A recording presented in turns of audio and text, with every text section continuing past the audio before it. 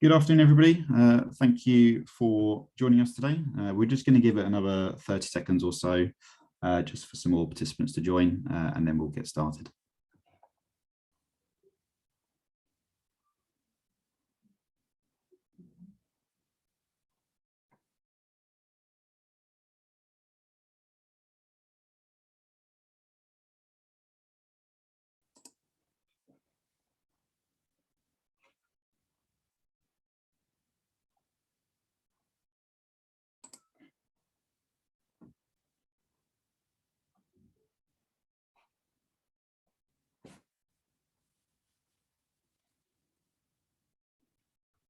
So good afternoon, everybody. Thanks for joining us today. A little bit of housekeeping before we get started with today's session. So the session is being recorded. So what we will do in the coming days is we will send out the material along with the slides for those participating in today. It's also worth noting we're actually running today's session to coincide with the release of our latest quarterly market reports. If anyone after the call wants to have a discussion in terms of our data capabilities in more detail, do feel free to reach out. Similarly, with regards to questions regarding any of the material you see today, my contact details and Paddy's, who I'll introduce in a moment, are at the back of the deck. So if you do have any questions, do feel free to reach out in due course. As I said, I'm pleased to announce that we're being joined by Paddy today. So Paddy is the Head of Operational Capital Markets at Colliers.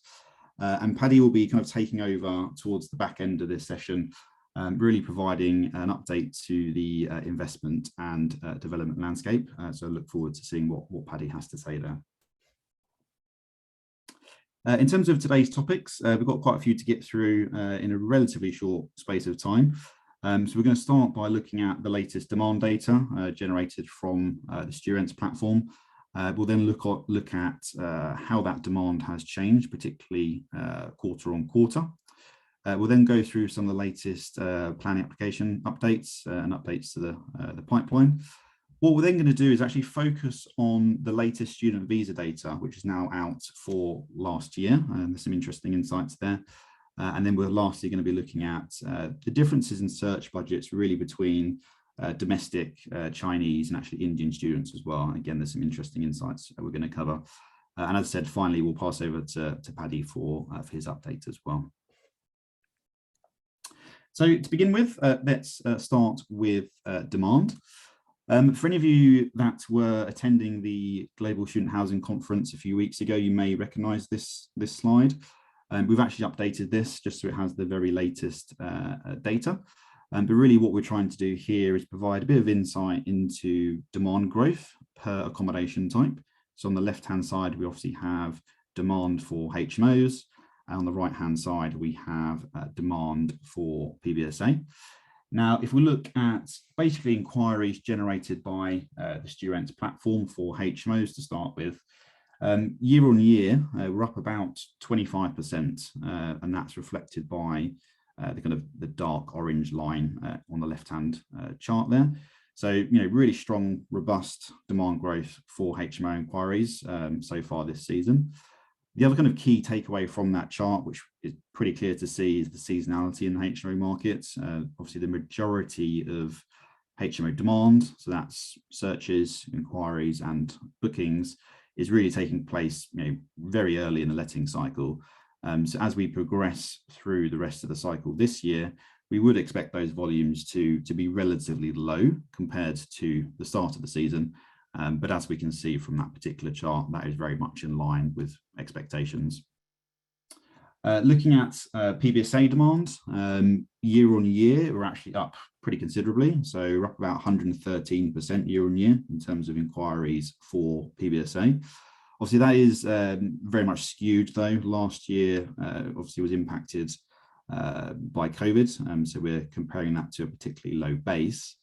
What we can also see from the data and the chart on the right-hand side, if we look at, for example, the inquiry distribution for the 22 season is that the market last year was very, very late. And you can see that the majority of all demand was occurring kind of July, August, and September. So as I said, positive that we have seen a big year-on-year jump in demand, but again, that is from a relatively low base.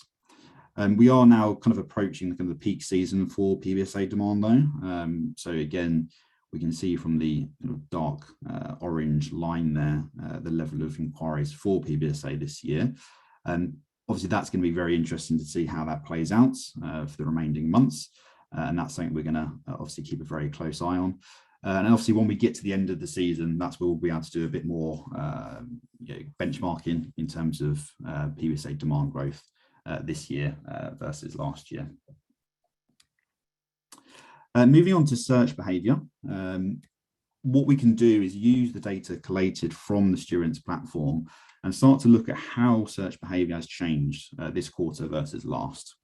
So the chart on the right-hand side is showing of those searches performed on the platform, how are they distributed in terms of size? And what I mean by size is number of beds. And what we can see from the chart, if we start with the Q1 period, and Q1 actually refers to October to December last year, which is the first quarter of the new letting cycle. But we can see during that period, the majority of searches being performed on the platform were actually for 4 bedrooms. So that's going to be either a 4-bed cluster within a PBSA or a 4-bed HMO. And we can see also 5 and 6 beds, obviously popular as well. If you're going to group those together, we can see that about 81% of all searches during Q1 were for 3 beds or more. But that has now changed. So if we look at the latest data for Q2, which is actually January to March this year, we can see how that demand is starting to shift. So you can see that smaller sizes are slowly becoming more popular, and obviously larger sizes less so. And again, if we clump those larger sizes together, we can see that searches for 3 beds or more is now about, or was about 62%. So that obviously has come down quarter on quarter. That is very much expected. So that's kind of following the traditional cycle and in terms of seasonality. And actually what we saw from the previous slide was that most domestic students are house hunting very early or relatively early. Obviously, as more internationals begin to house hunt and search, we would expect a greater proportion of searches to be for those smaller units. So studios, 1 beds, 2 beds, for example. And again, that's a trend that will continue to play out for the rest of the season. What we've also decided to do is to look at budget growth. Obviously, the cost of living crisis, I think, is at the front of most people's minds. And what we really wanted to do is to see if that is really impacting the price points that students are searching. I think most students would have some kind of financial support, be it either a part-time job or maybe financial support from parents or guardians. And obviously we wanted to see whether that is impacting their budgets. What we can see from the chart on the right-hand side, which is tracking the weighted average budget that is being set by students when they're house hunting, is that the long-term trend has been very positive historically.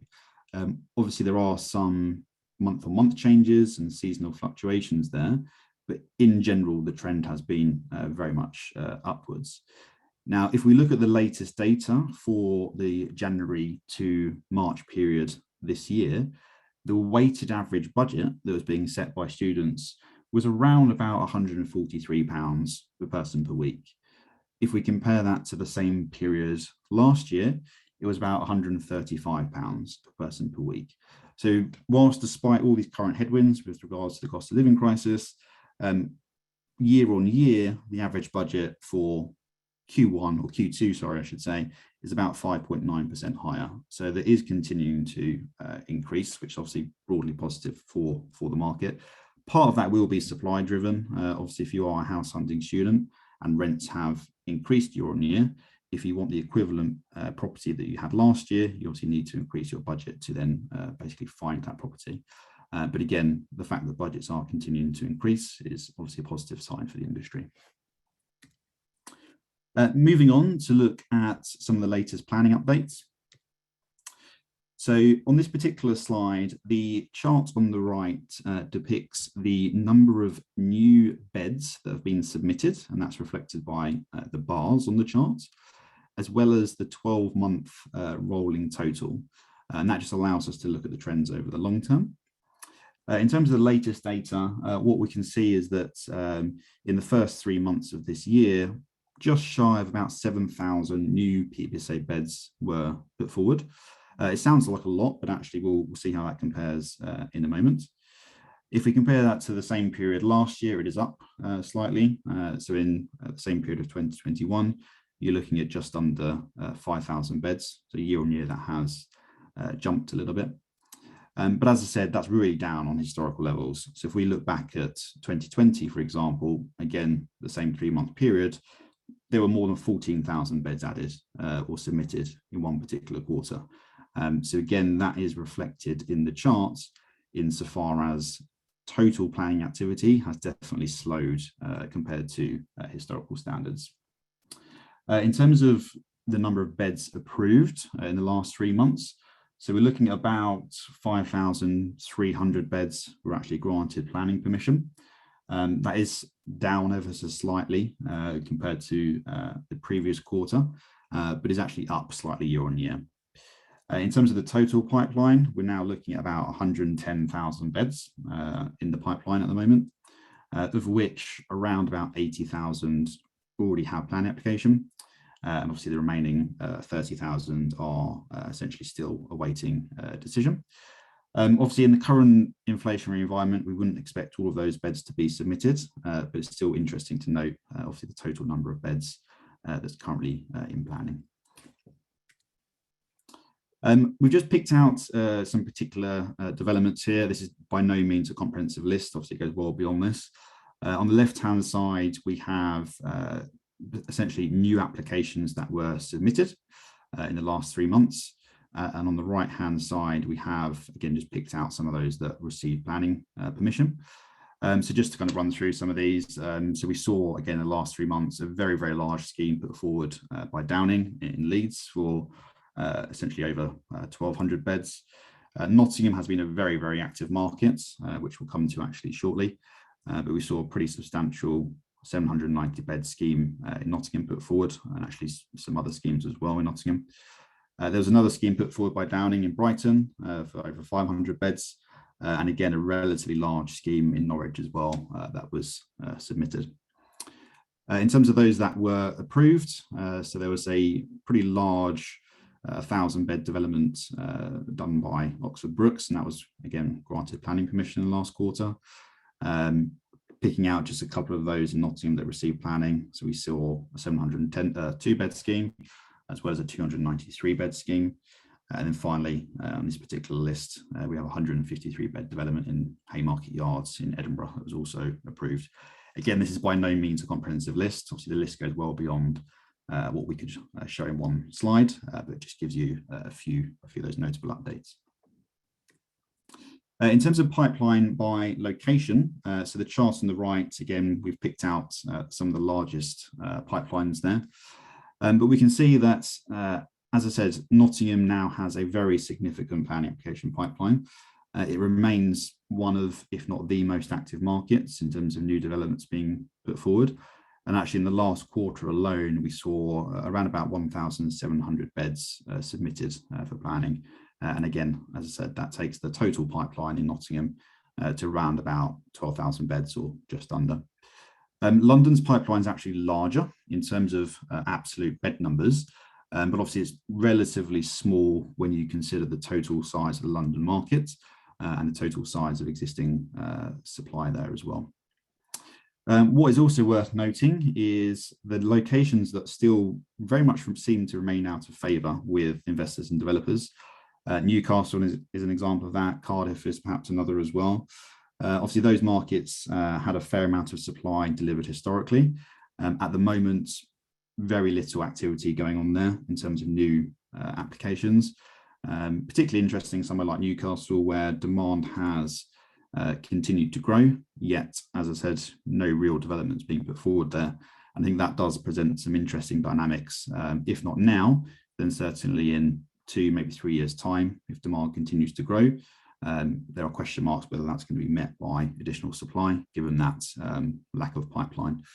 Additionally, what we have seen is locations like Sheffield and Coventry, to name a few, which again have been locations that have witnessed a pretty sharp increase in PBSA supply.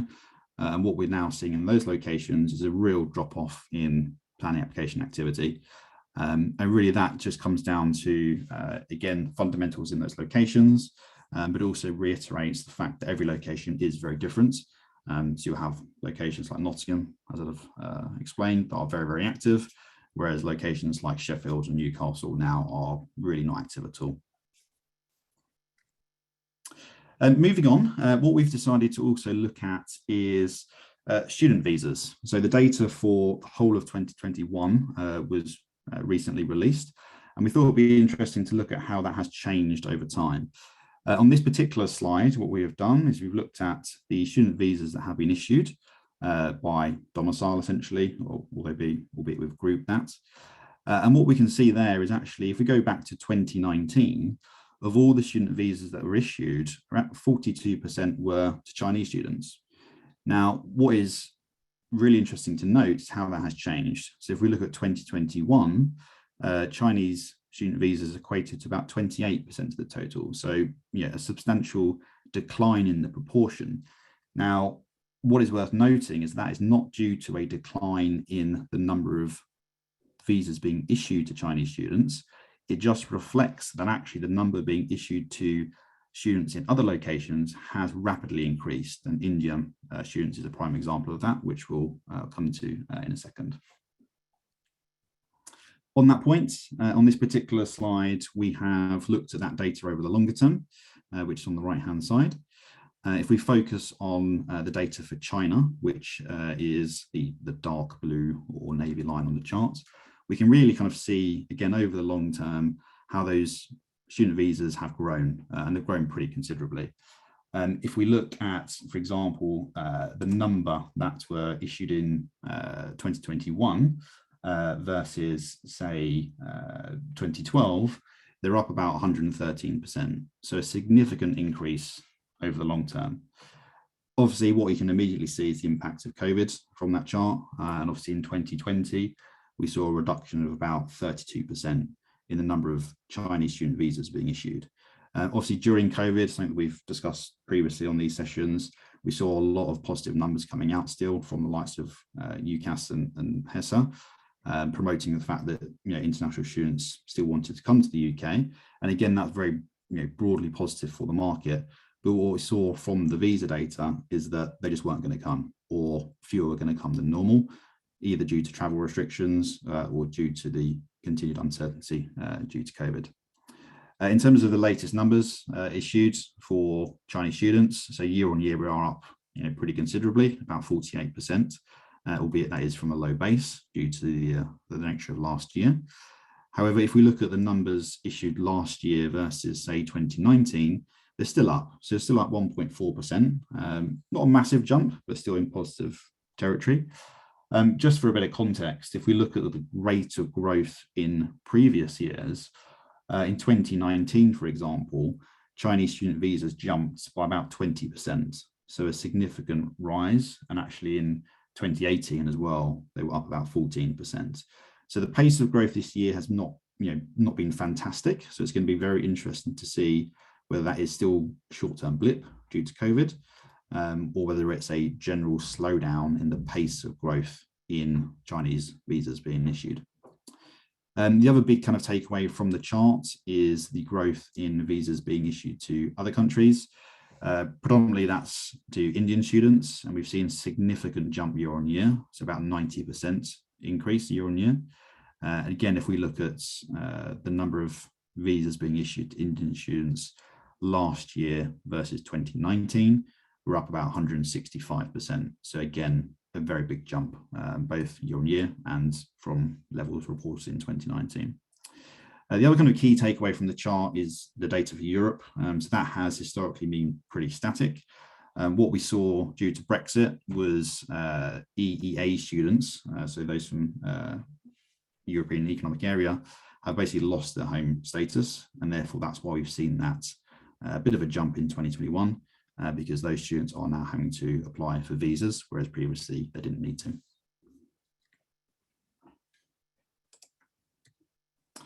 Just to provide a bit more colour in terms of the countries that are the largest in terms of visas being issued.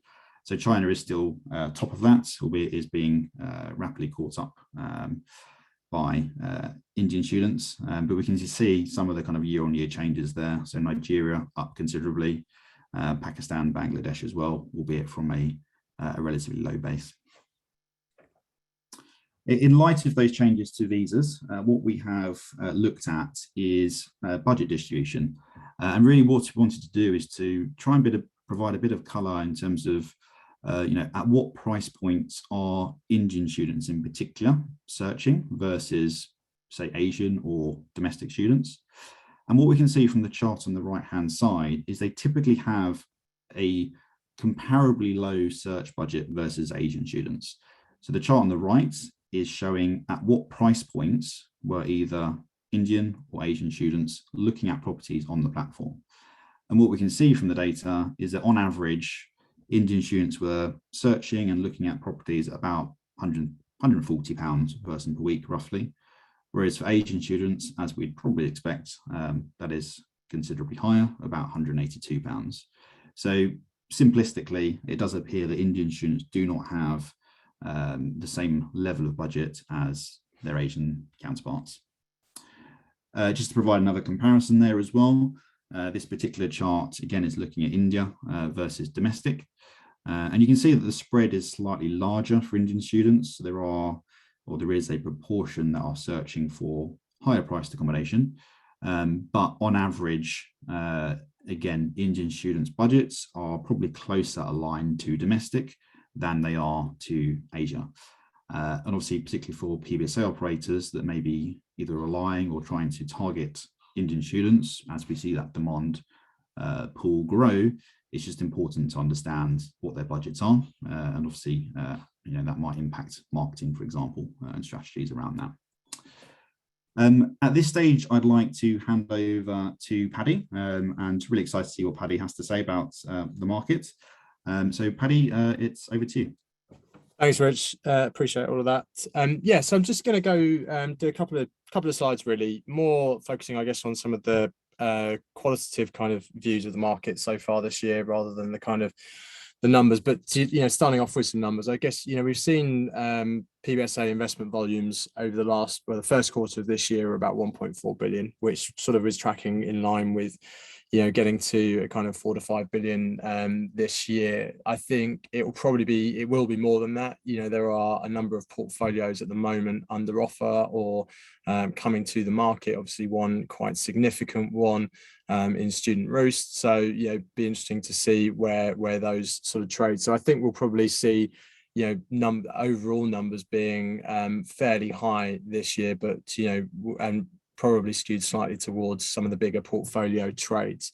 But really what's happening behind all of that? Well, the capital landscape is continuing to evolve in the student space. And I think, the last 6 months has very much sort of seen that. We've seen a lot of capital allocation to student accommodation throughout the pandemic. For various reasons, but what we've seen, I suppose, in the last 6 months is that we've seen a lot more kind of lower cost, income focused money coming into the sector, where typically they probably would have been in the more mainstream sectors before, so offices, retail, logistics. So which I think probably says that to me that student accommodation is there's no question about it. It's a mainstream market now, and investors globally are seeing that. I think we're seeing, continued platform growth. With scale and big scale comes the need to manage and to have managers aligned to capital. So, we're definitely seeing appetite for platform growth continue. And I'm sure many on this call are seeing that within their own businesses, and being able to certainly control the way they acquire customers, the way that they operate the buildings, the cost of operations in buildings as well, which is is not unaffected by the cost of living crisis and increase in utilities costs and things like that. So it's very much sort of something that people are very focused on, and there's a way to control that often is through investing and growing in platforms. Just touching back on the capital piece, I guess why we're seeing an increasing focus on I suppose call it lower cost money that's focused on income producing assets. Well, really, I think the market is viewing student accommodation very much as contracyclical. I think we've all known that. That's been very much the kind of theory for the last 10, 15 years of those investing in the space. But the pandemic certainly highlighted that, and for many investors it was the first real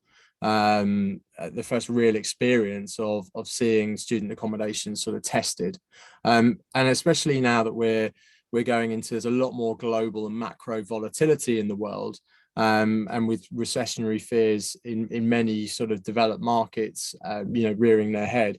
We're seeing a lot more allocation to these kind of contracyclical investments, and typically also looking at investments which are essentially sort of hedging for inflation. I think we've talked about the increasing costs, and that's a running theme I think throughout this. But there is a view that residential rents in general and PBSA to a certain extent tend to track inflation, and if you look at the growth of inflation versus rental growth, rental growth across the UK, that it has the sort of same peaks and troughs in the kind of broader sense. So investors are seeing student very much as a hedge for inflation.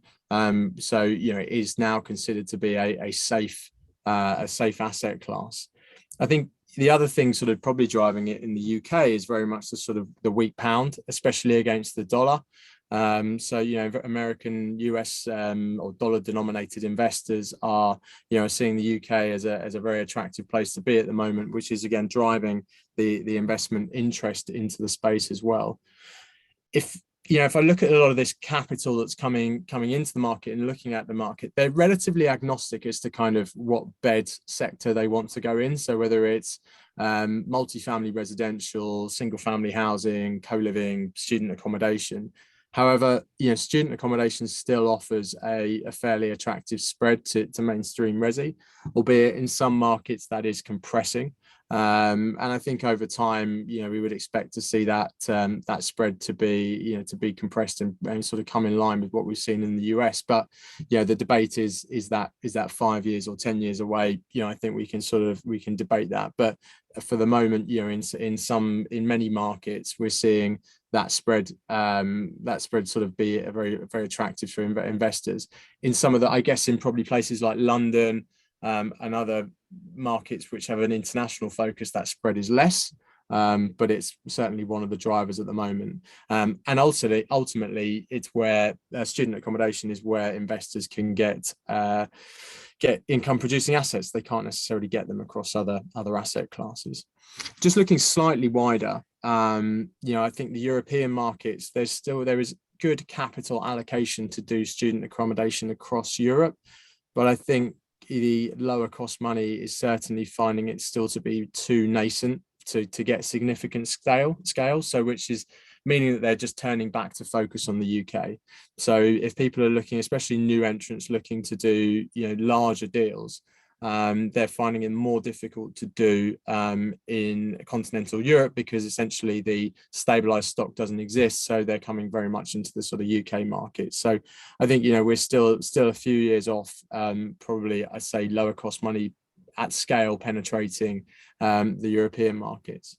I think really a kind of stepping back from it all, what's really interesting, I think from a PBSA perspective, and I talked about it being mainstream, but what we're now seeing is a kind of polarization in markets where there are some core markets and there are others which are, I would say, are less core, so kind of grade A, grade B markets, and where we're seeing yield compression across the kind of grade A markets, but probably less so pronounced across kind of B markets. And that's often driven by university quality, depth of market, and what's going on in the wider sort of resi markets as well. what's really interesting is that, as the sector has evolved in the last sort of 5 to 10 years, we're now seeing a real growth in the value add space as well. So first generation or second generation assets, which are now in need of quite significant capex, and owners who are not necessarily wanting to do that capex, we're looking to get out, and a kind of an introduction of this value add sector, which we've typically seen in obviously warehousing and retail and in offices, but now we're starting to see in PBSA as well. Just going on to the sort of development side of things, I think it's no secret to everyone the sort of challenges sort of facing development. Last year, there were about 30,000 beds developed in PBSA across the UK, which was kind of back to the long-term average. I think that's typically in and around what we've seen for the last sort of 5 or 6 years. I think some of that was probably a lag from 2020, where I think the numbers were more like about 15,000. So I think there was definitely a sort of makeup there within that. And to Rich's earlier point, there are it'd be interesting to sort of see where that goes and what translates from pipeline into actual completions over the next few years. And there are certainly some cities which we're seeing lesser pipeline, which I think is going to probably lead to some sort of price adjustments in a positive way in those markets. There's estimated to be about 27,000 to be delivered this year as well, which are on site and to be completed for this summer, which again is in line with that. I think what we're seeing for kind of new pipeline and new construction is very much sort of supply chain disruption, increasing cost of materials and labour shortages, which are really pushing projects at the moment to the edge in some situations, where I guess if you're sourcing materials overseas, whether that's the FF&E or other raw materials, they're finding that people are finding they're getting stuck at the borders, which is part of a Brexit piece, but also, container ships and containers being out of place is very much sort of causing havoc with sequencing on development projects. Obviously, it's not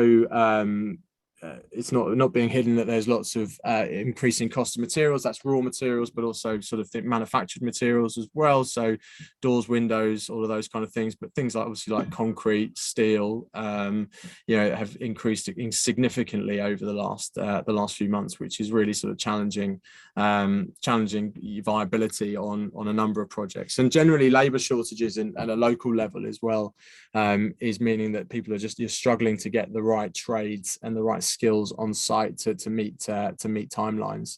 I think new pipeline therefore is really being sort of challenged at the moment. And adding all of that in, we're seeing an increasing cost of debt. The debt markets are slightly more volatile than they have been for the last few months as well. So it's really, I think viability is going to come down to people's experience, the price they've paid for the land, whether those markets that they're building in are growing markets. So there's lots of sort of things which are being coming into play here. I think it's safe to say there's another side of this, increasing the cash flows are changing. We are probably going to see rental growth in many markets as well, in line with inflationary movements. But we will potentially see higher OPEX in some scenarios as well, and that's sort of being considered. I know at the student conference last week there was lots of talk around utilities and the approach to that. So I think that's very much something to be watched, and that's supposed to be watched and see how that comes into our thinking. Just looking kind of forward, as I sort of finish up, I mean, we've not really seen any significant reflection of anything in land wosts. I don't think we will do either in the short term. I think we'll probably see a period of inertia before we see any kind of movements in land costs. So would be very easy for me to sit here and say that we've got to see land costs come down to make these things viable. I don't necessarily think that is the right observation at this stage. I think we'll just see probably projects taking longer to get off the line, rather than any kind of immediate changes to land pricing. So I think it's going to come back to what are people wanting to build? How can they move the model forward? We may see more evolution of product and things like that as people try to be smarter around what they build. I think we'll see a bit more of a evolution of development structures away away from kind of traditional funding models. Not saying that they're dead in any sense of the situation, but I think we're likely to see more cost sharing models and joint venture models, so that funders and developers can work together in a more volatile environment, so it doesn't all sit on one person's head, and people are sort of taking a joint level of risk to make projects viable. So I think we're certainly sort of seeing that now. And look, this is very much to be debated, but I think we may well see an increasing sort of spread in kind of development in investment yields or funding yields as well. Whether that's meaning that investment yields are moving in quicker than the funding yields, and I know we've seen that gap sort of very much narrow over the years, but just looking at the relative volatility in the development markets, I think for the capital looking to develop, I think we'll probably want a slightly better level of compensation to take that development risk, and won't necessarily follow the yield compression that we're seeing on the investment market in certain places. I don't know whether that is true, and whether that will happen, but it's just something for us to kind of potentially debate and move forward and speculate on. So look, Rich, that's it. Very kind of high level view. Probably lots of people disagreeing or agreeing with me in that, which is what I want. So there's lots of things to be seen for the back end of this year.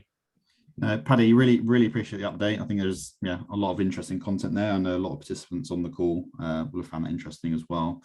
That just leaves me to say thank you very much, Paddy, and thank you everyone for attending. That is the end of today's session.